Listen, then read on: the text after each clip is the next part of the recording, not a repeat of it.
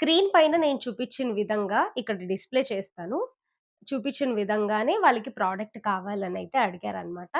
But అందులో stone colour దగ్గర నుంచి బీడ్ కలర్ వరకు చేంజెస్ అయితే క్లయింట్స్ మనకి ఆల్రెడీ చెప్పారు.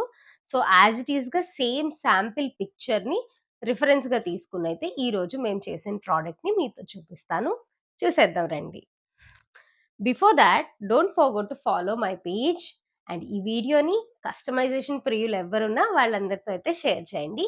So you'll get lot of customization రిఫరెన్స్‌లో పిక్చర్ లాగా సేమ్ ఇలానే అయితే చేసేసామనమాట. సో ఇదొచ్చి ఒక మంచి బ్లాక్ బీడ్ నెక్లెస్. ఈ పార్ట్ అంతా గూడా నకాస్ అనేది ప్రొవైడ్ చేసాము. ఇక్కడ యూజ్ చేసిన బ్లాక్ స్టోన్ కూడా చాలా అంటే చాలా మంచి క్వాలిటీ స్టోన్ అండి. అండ్ ఈ నకాస్ ఇచ్చిన ప్రతి ప్లేస్‌లో కూడా యాంటిక్ అనేది ప్రొవైడ్ చేసాము. అండ్ మీకిది 2 సైడ్స్ ఈక్వల్ పార్టిషన్స్‌లో 3 పెండెంట్స్ తీసుకున్నాం. అండ్ కింద ఇచ్చినవొచ్చేసి బ్లాక్ డైమండ్స్‌ని తీసుకున్నాము. క్లయింట్ అడిగిన విషయం ఏంటంటే బ్లాక్ డైమండ్ కంప్లీట్‌గా రియల్ ఒద్దు. సెమీ ప్రీషియస్ వేస్తే చాలని చెప్పారు. సో, సెమీ ప్రీషియసే మన దగ్గర క్వాలిటీ ఇంత బావున్నాయంటే రియల్ బ్లాక్ డైమండ్స్ ఎంత బావుంటాయనేది ఆలోచించండి.